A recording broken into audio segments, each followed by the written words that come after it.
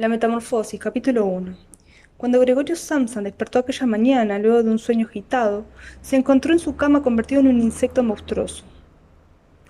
Estaba echado sobre el quitinoso caparazón de su espalda, y al levantar un poco la cabeza vio la figura convexa de su vientre oscuro, surcado por curvadas durezas, cuya prominencia apenas sí podía aguantar la colcha, visiblemente a punto de escurrirse hasta el suelo. Innumerables patas, lamentablemente escuálidas en comparación con el grosor ordinario de sus piernas, ofrecían a sus ojos el espectáculo de una agitación sin consistencia. ¿Qué ha sucedido?, pensó. No, no lo soñaba. Su habitación, aunque excesivamente estrecha, aparecía como de ordinario entre sus cuatro hartos seducidas paredes. Prescindiendo la mesa, sobre la cual estaba esparcido un muestrario de telas, Samsa era viajante de comercio. Colgaba una estampa poco antes recortada de una revista ilustrada y puesta en un lindo marco dorado. Representaba a una señora tocada con un gorro de pieles, envuelta en una bufanda también de pieles, y que, muy erguida, esgrimía contra el espectador un amplio manguito, asimismo de piel, dentro de la cual se perdía todo su antebrazo. Gregorio dirigió luego la vista hacia la ventana. El tiempo nublado, se escuchaba el repiquetear de las gotas de lluvia en el zinc del alféizar. Le infundió una gran melancolía. Bueno, pensó, ¿qué pasaría si yo siguiese durmiendo otro rato y me olvidase de todas las fantasías? Pero esta presentación era algo desde todo punto irrealizable, porque Gregorio tenía la costumbre de dormir sobre el lado derecho, y su actual estado no le permitía adoptar esa postura. Aunque se empeñaba en permanecer sobre el lado derecho, forzosamente volvía a caer de espaldas. 1000 veces intentó en vano esta operación, cerró los ojos para no tener que ver aquel revuelo de las piernas, pero no cesó hasta que un dolor leve y punzante al mismo tiempo, un dolor jamás sentido hasta aquel momento, comenzó a quejarlo en el costado. ¡Ay, Dios!, se dijo, qué cansadora es la profesión que he elegido, siempre de viaje. La preocupación de los negocios es mucho mayor cuando se trabaja fuera que cuando se hace en el mismo almacén. Y no hablemos de esta plaga de los viajes. Cuidarse de las combinaciones de los trenes, las comidas pésimas, irregular, relaciones que cambian de continuo, que no duran nunca, que no llegan nunca a ser verdaderamente cordiales y en las que el corazón nunca puede tener parte. Al diablo con todo. Sintió una ligera picazón en el vientre.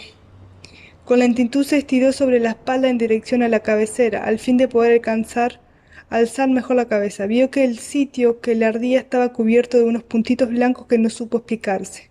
Quiso aliviar el lugar del escozor con una pierna, pero hubo que retirarla inmediatamente, pues el roce le producía escalofríos.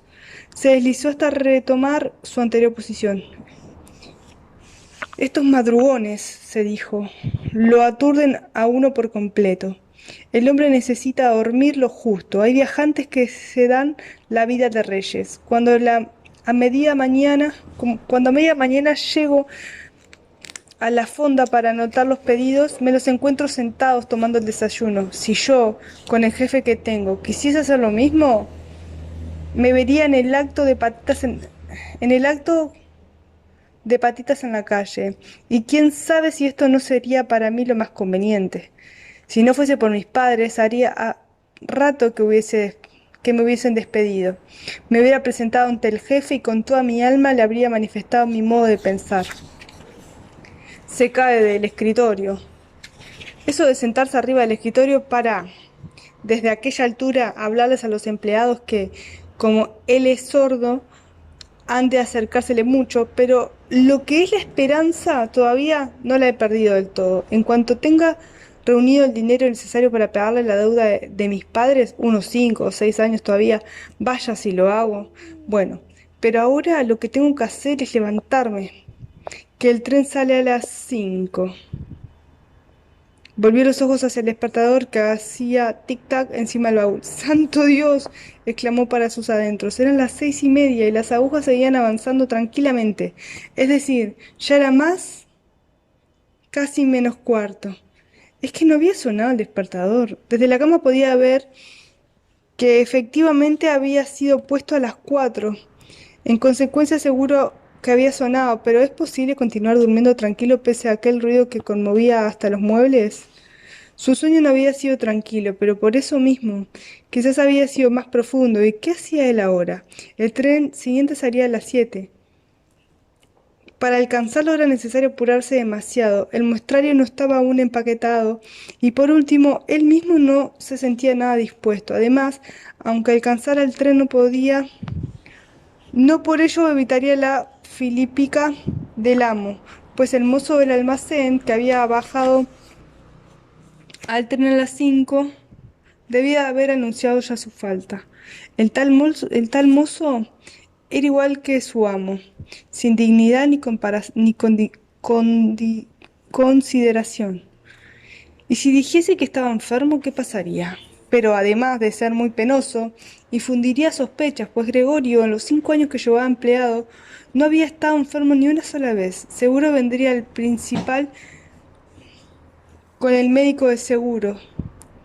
Se desatarían reproches delante de los padres respecto a la haraganería de su hijo, y cortaría todas las objeciones, alegando el dictamen del médico, para quien todos los hombres están siempre sanos y solo parecen del horror del trabajo.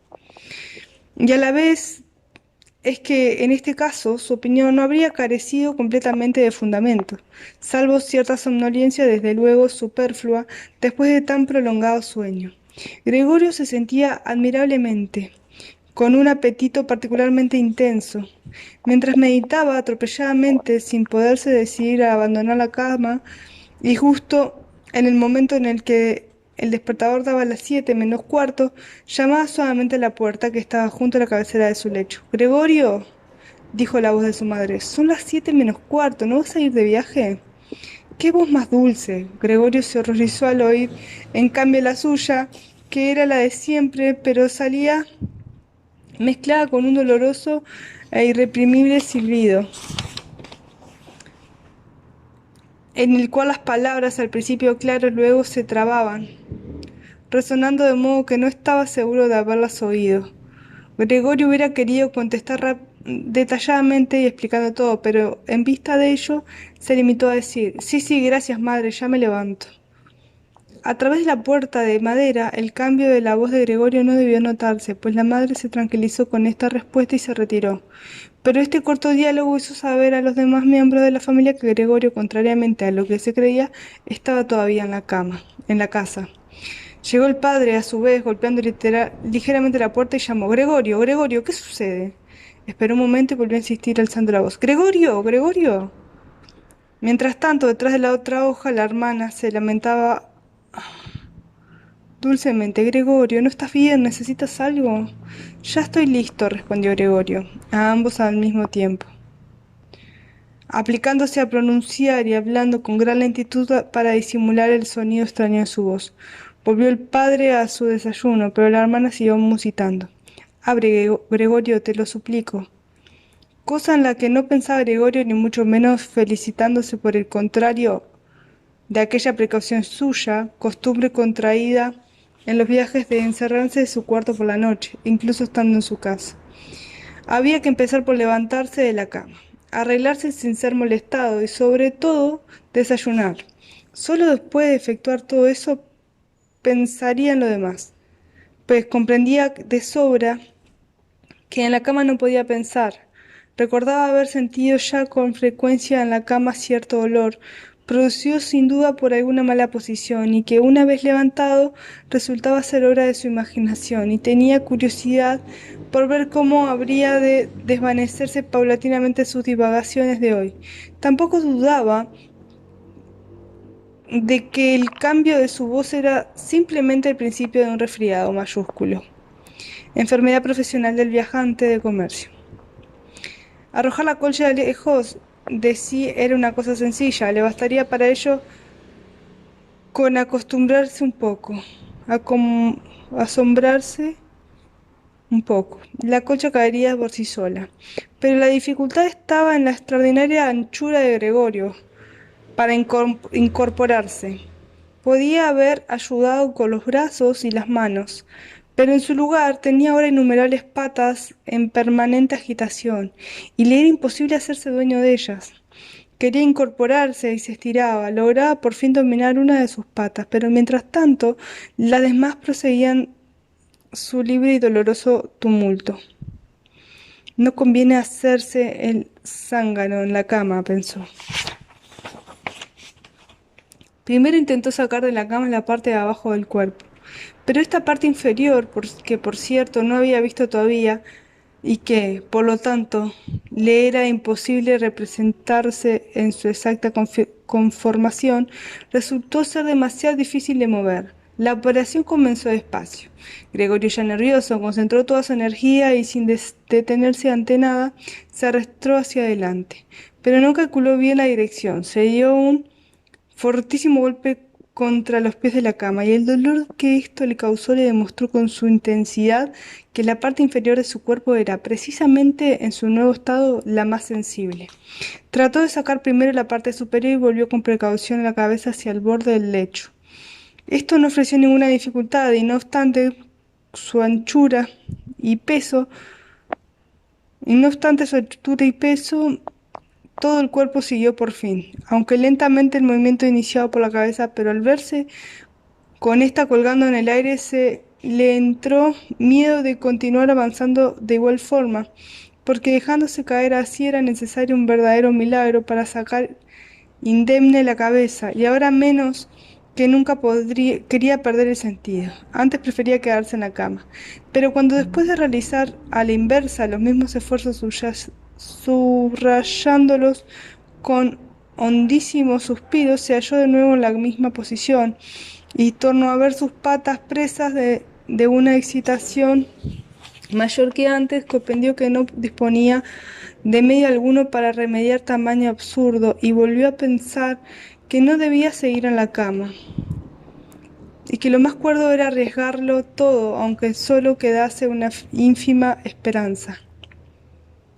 Pero de inmediato recordó que mejor que tomar decisiones extremas era meditar serenamente.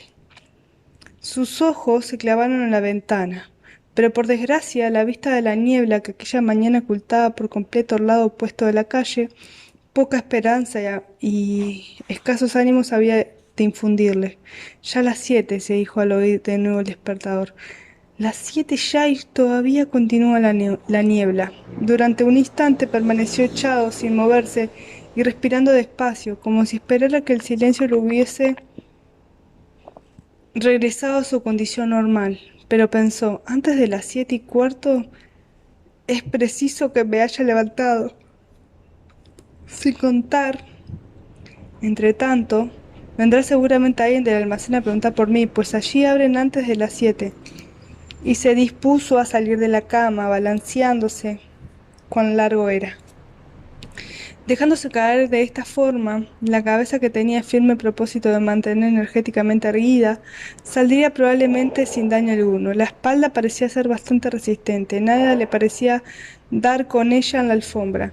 Únicamente le hacía vacilar el temor del estruendo que esto habría de producir, y sin duda daría lugar, si no a un susto, por lo menos a una zozobra. Pero no quedaba más remedio que afrontar esta perspectiva.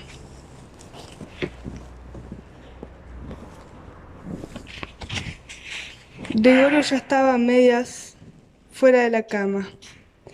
El nuevo método parecía un juego y no un trabajo,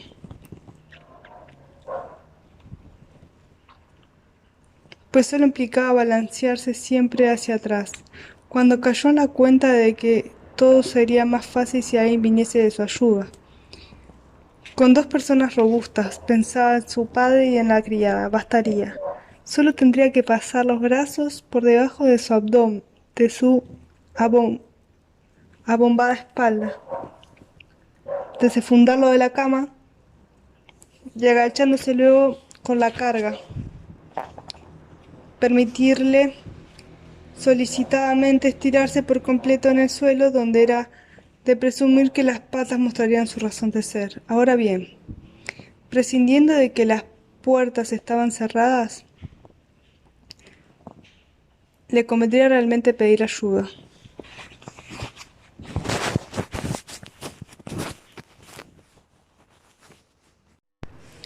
Ahora bien, prescindiendo de que las puertas estaban cerradas, ¿le convendría realmente pedir ayuda?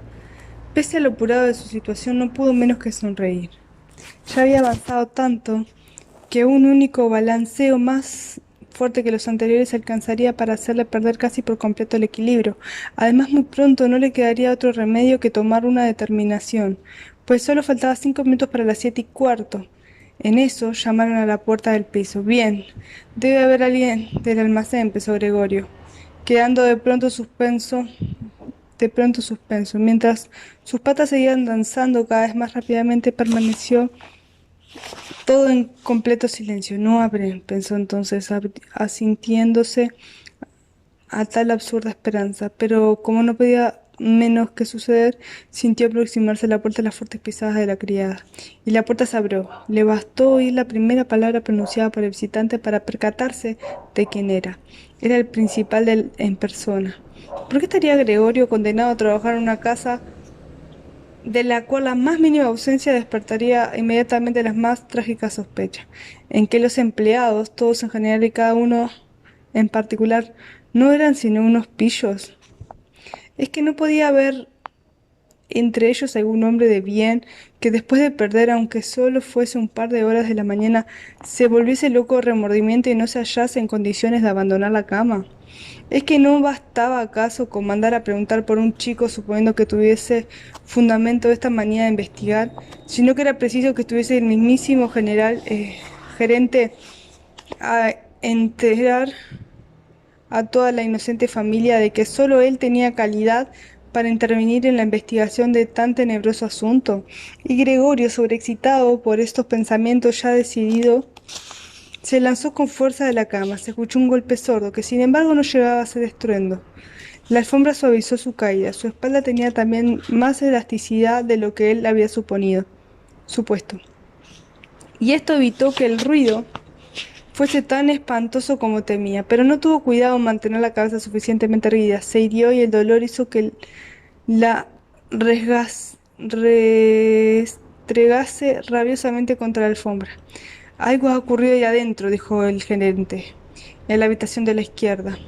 Gregorio intentó imaginar que al principal, el gerente, pudiera sucederle algún día lo mismo que hoy a él. Posibilidad del todo no del todo descartada. Pero el otro, como contestando bruscamente a esta suposición, dio con energía algunos pasos por el cuarto vecino, haciendo crujir sus botas de charol. Desde la habitación contigua a la derecha, la hermana susurró esta noticia. Gregorio, aquí está el principal. Ya lo sé, contestó Gregorio para sus adentros, pero no osó levantar la voz hasta el punto de hacerse oír por su hermana. Gregorio, dijo por fin el padre desde la habitación contigua a la izquierda.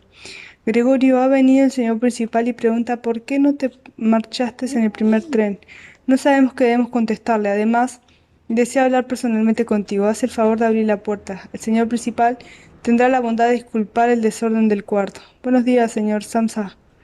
Terció entonces amablemente el principal. No se encuentra bien, dijo la madre a este último, mientras el padre continuaba hablando junto a la puerta.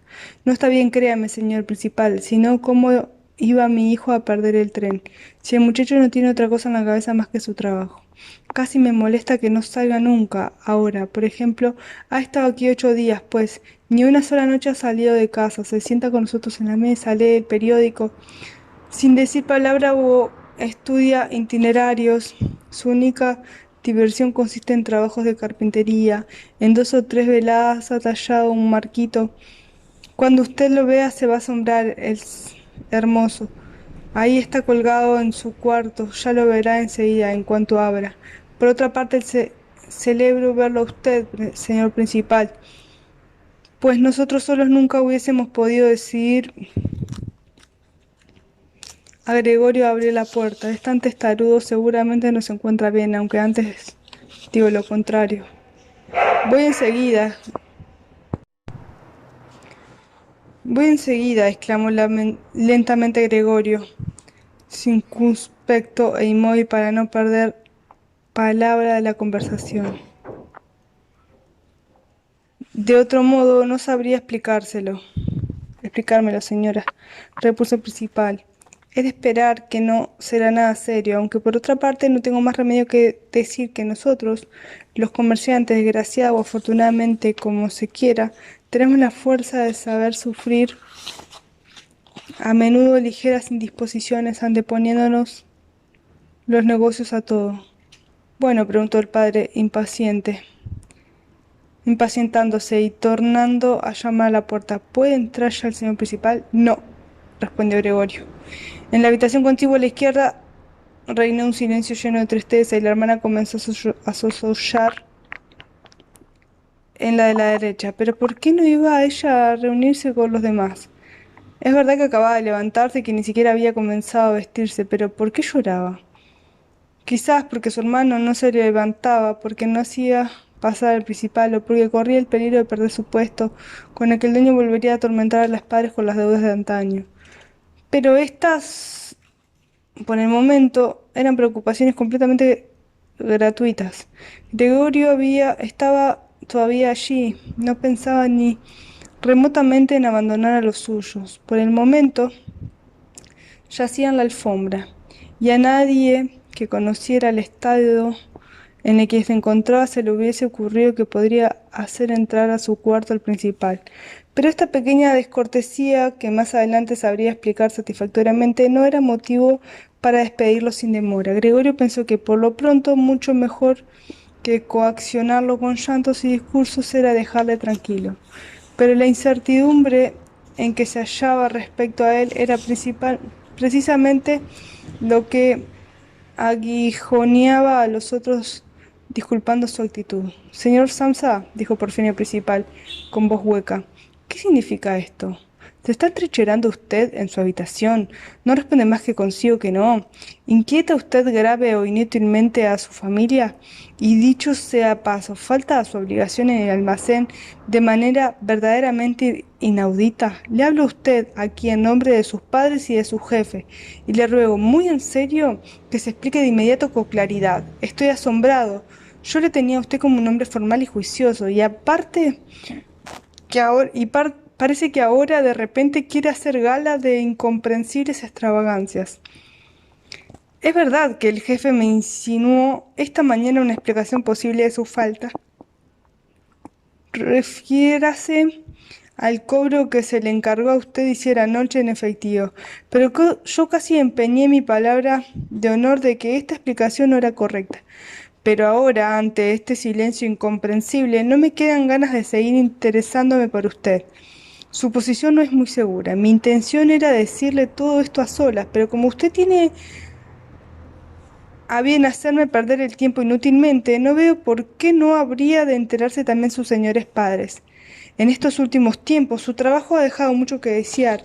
Cierto que no es esta la época más propicia para los negocios, nosotros mismos lo reconocemos, pero, señor Samsa, no hay época, no debe haberla, en que los negocios estén completamente detenidos. Señor principal, gritó el señor Gregorio fuera de sí, olvidándose de su excitación, de todo lo demás. Voy inmediatamente, voy al momento. Una leve indisposición, un desvanecimiento me impidió levantarme. Todavía estoy acostado, pero ya me siento casi completamente bien. Ahora mismo me levanto, un poco de paciencia. Aún no me encuentro tan bien como creía, pero ya estoy mejor. No se comprende cómo le puede suceder a uno estas cosas. Ayer me sentía yo también. Sí, mis padres lo saben. Mejor dicho, ayer por la tarde tuve una especie de presentimiento. ¿Cómo no me lo pude haber notado? ¿Y por qué no lo diría yo en ese almacén? Pero siempre cree uno que podría pasar la enfermedad sin necesidad de estar en la casa. Señor principal, tenga consideración con mis padres. No hay motivo para todos los reproches que me hace usted ahora. Nunca me han dicho nada de eso. Sin duda, usted no ha visto los últimos pedidos que he transmitido. Por otra parte, saldré en el tren de las 8. Estas 2 horas de descanso me han fortalecido. No se detenga más, señor principal. Enseguida iré al almacén. Le ruego que explique allí esto y que presente mis respetos al jefe. Y mientras esperaba atropelladamente este discurso, sin casi saber lo que decía Gregorio, gracias a la soltura ya adquirida en la cama, se acercó fácilmente al baúl e intentó enderezarse apoyándose en él. Quería efectivamente abrir la puerta, dejarse ver al principal, hablar con él. Sentía curiosidad por saber qué dirían cuando lo viesen estos que con tanto énfasis lo llamaban. Si se asustaban, Gregorio, encontrándose desligado de toda responsabilidad, no tenía por qué temer. Si por el contrario se quedaban tan tranquilos, tampoco él tenía por qué excitarse. Y podía, dándose de prisa, estar realmente a las 8 en la estación. Varias veces se escurrió contra las lisas paredes del baúl, pero al fin su último salto lo puso de pie. De los dolores de vientre, aunque muy vivos, no se cuidaba. Se dejó caer contra el respaldo de una silla cercana, a cuyos bordes se agarró fuertemente con sus patas. Logró a la vez recuperar el dominio de sí mismo y cayó para escuchar lo que decía el principal. ¿Han entendido ustedes una sola palabra?, preguntó ésta a los padres. ¿No será que está burlándose de nosotros? Por amor de Dios, exclamó la madre llorando, tal vez se siente muy mal y nosotros estamos mortificando. Seguidamente llamó, Greta, Greta. ¿Qué, madre?, respondió la hermana desde el otro lado de la habitación de Gregorio, tal vez de la cual hablaba. Debes ir a buscar al médico enseguida. Gregorio está enfermo.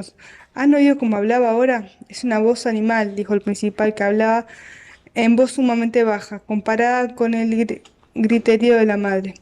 Ana, Ana, llamó el padre volviéndose hacia la cocina a través del vestíbulo y dando patadas. Vaya inmediatamente a buscar un cerrajero.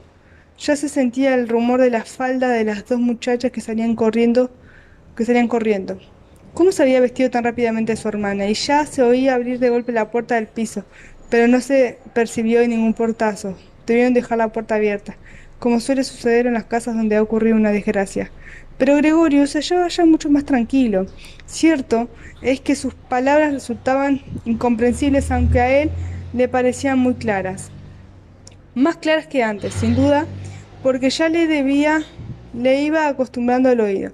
Pero lo esencial era que ya se había percatado de los demás de que algo insólito le sucedía y se disponían a acudir en su ayuda. La decisión y firmeza con que fueron tomadas las primeras disposiciones le aliviaron. Se sintió nuevamente incluido entre los seres humanos y esperó el médico y el cerrajero, acciones extrañas y maravillosas, y al fin de poder intervenir lo más claramente posible en las conversaciones decisivas que se avecinaban, carraspeó suavemente, forzándose a hacerlo en una forma muy leve, por temor a que este ruido también sonase a algo que no fuese a la tos humana, cosa que ya no estaba seguro de poder distinguir. Mientras tanto, en la habitación de al lado el silencio era total. Quizás los padres sentados a la mesa con principal cuchicheaban con él.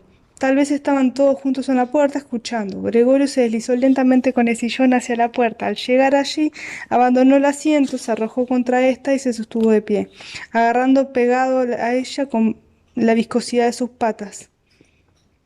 Descansó hace un rato por el esfuerzo realizado. Luego intentó con la boca hacer girar la llave dentro de la cerradura. Por desgracia no parecía tener lo que propiamente llamamos diente. ¿Con qué iba entonces a aferrar la llave? Pero en cambio sus mandíbulas eran muy fuertes y sirviéndose de ellas pudo poner la llave en movimiento, sin reparar el daño que seguramente se hacía, pues un líquido oscuro le salió de la boca resbalando por la llave y goteando el suelo. Escuchen ustedes, dijo el principal en el cuarto inmediato, está girando la llave. Estas palabras alentaron mucho a Gregorio, pero todos, el padre y la madre, debían haberle gritado, adelante Gregorio, Sí, deberían haberle gritado siempre adelante, duro con la cerradura, e imaginando la ansiedad con que todos seguían sus esfuerzos, mordió la llave con toda su alma, medio desfalleciente, y a medida que ésta giraba en la cerradura, él se sostenía meciéndose en el aire, colgando por la boca y conforme era necesario se agarraba de la llave o la empujaba hacia abajo con todo el peso de su cuerpo. El sonido metálico de la cerradura cediendo al fin, volvió completamente en sí. Bueno, se dijo con un suspiro de alivio, no ha sido necesario que venga el cerrajero.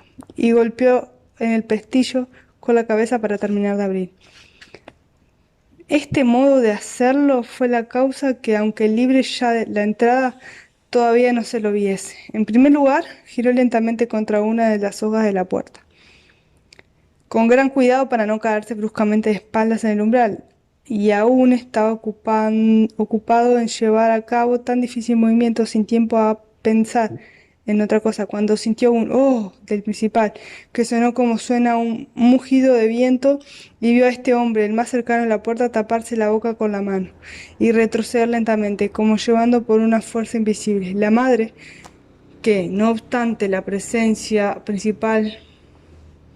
del principal estaba allí despeinada, con el pelo recogido en lo alto de la cabeza, miró primero a Gregorio, juntando las manos, al, avanzando luego 2 pasos hacia él y por fin se desmoronó. En medio de las faldas esparcidas a su alrededor, con el rostro oculto en las profundidades del pecho, el padre amenazó con el puño, con expresión hostil, como si quisiera empujar a Gregorio hacia el interior de la habitación. Luego se volvió saliendo con paso inseguro y cubriéndose los ojos con las manos.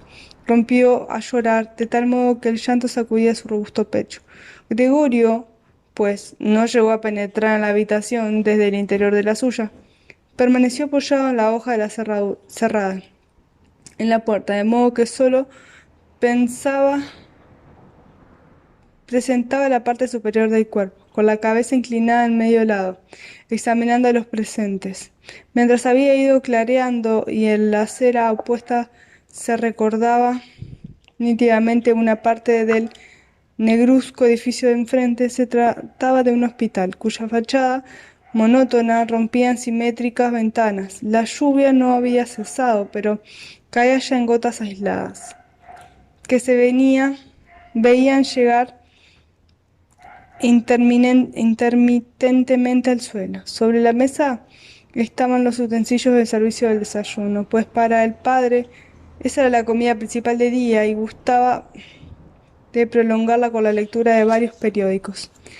En el lienzo de pared que estaba junto al frente de Gregorio colgaba un retrato de este, hecho durante su servicio militar, que lo representaba con uniforme de teniente, la mano sobre la espalda, sosteniendo con despreocupación y un aire de parecida que parecía exigir respeto para su indumentaria y su actitud.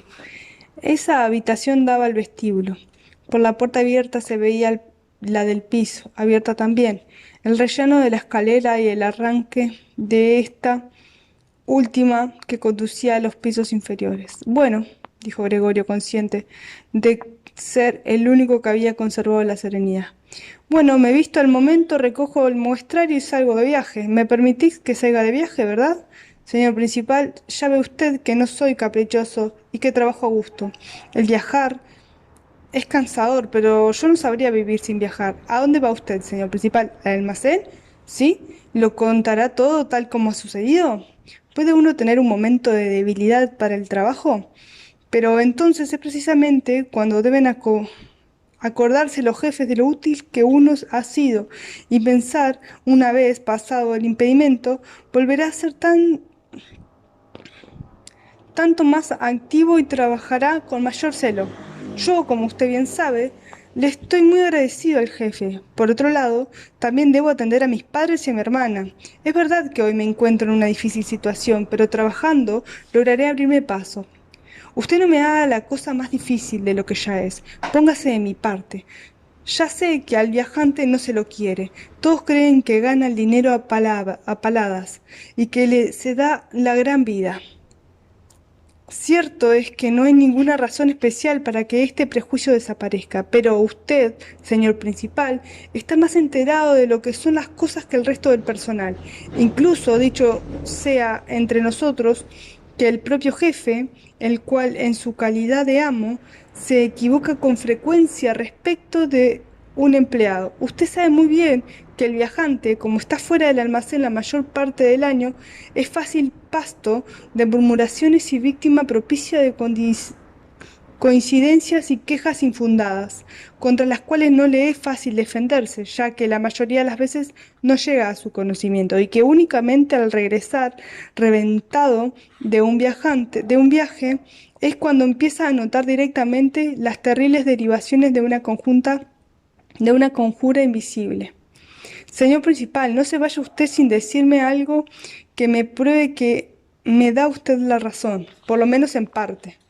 Pero desde las primeras palabras de Gregorio, el principal ya había dado media vuelta y contemplaba a aquel por encima del hombro compulsivamente agitado y con un gesto de asco en los labios. Mientras Gregorio hablaba, no permaneció un momento quieto. Se aproximó a la puerta sin quitarle los ojos de encima, pero muy lentamente, como si fuera misteriosa, como si una fuerza misteriosa le impidiese olvidar aquella habitación, llegó por fin al recibidor y ante la rapidez con que alzó por última vez el pie del suelo, se diría que habría pisado fuego.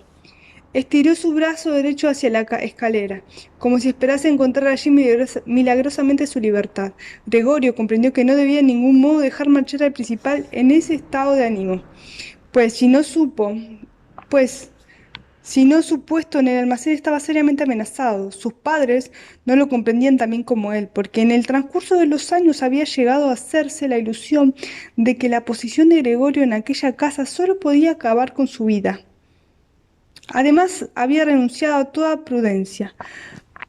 Pero no era el caso de Gregorio, que se percataba de que era indispensable retener al principal, apaciguarle y convencerle, seducirle. De hecho, dependía del porvenir de Gregorio y de los suyos. Si siquiera estuviese ahí la hermana, era muy lista, había llorado cuando aún yacía cuando aún yacía Gregorio tranquilamente sobre la espalda. Seguro que el principal, galante, con el bello sexo, que hubiera dejado llevar por ella a donde ella hubiera querido. Pero la hermana no aparecía y Gregorio tenía que arreglársela solo, y sin pensar que todavía no conocía sus nuevas facultades de movimiento, ni tampoco que lo más posible y hasta lo más seguro era que no había logrado darse a entender con su discurso, abandonó la hoja de la puerta en la que se apoyaba y se deslizó por el hueco en la apertura, formado en la apertura de la otra, con la intención de avanzar hacia el principal, que seguía fantásticamente agarrando a la varilla del rellano, pero inmediatamente cayó a tierra, intentando con inútiles esfuerzos sostenerse sobre sus innumerables y pequeñas patas y exhalando un leve quejido. Al instante se sintió por primera vez en aquel día invadido por un verdadero bienestar. Las patitas apoyadas en el suelo le obedecían a la perfección. Lo notó con natural alegría y vio que se esforzaba en llevarlo donde él deseaba ir, dándole la sensación de haber llegado al cabo de sus sufrimientos. Pero en el preciso momento en el que Gregorio, a causa del movimiento contenido, se balanceaba al ras de la tierra no lejos de su madre, ésta, a pesar de hallarse tan ensimismada, dio un salto y se puso a gritar extendiendo los brazos y separando los dedos. ¡Socorro, por el amor de Dios, socorro! Inclinaba la cabeza como para observar mejor a Gregorio, pero de repente, para desmentir este supuesto, se desplomó hacia atrás, cayendo inerte sobre la mesa, y no habiendo recordado que estaba aún puesta, quedó sentada en ella sin darse cuenta de que el café chorreaba de la cafetera, volcada, derramándose en un punto fijo de la alfombra. ¡Madre, madre!, murmuró Gregorio, mirándola de arriba abajo. Por un instante huyó de su mente el principal, y no pudo menos, ante el café vertido, que abrir y cerrar repetidas veces las mandíbulas en el vacío. Nuevo alarido de la madre, que huyendo de la mesa se arrojó en brazos del padre que corría a su encuentro, pero ya no podía Gregorio dedicar su atención a sus padres. El principal permanecía a la escalera y con la barbilla apoyada sobre la baranda,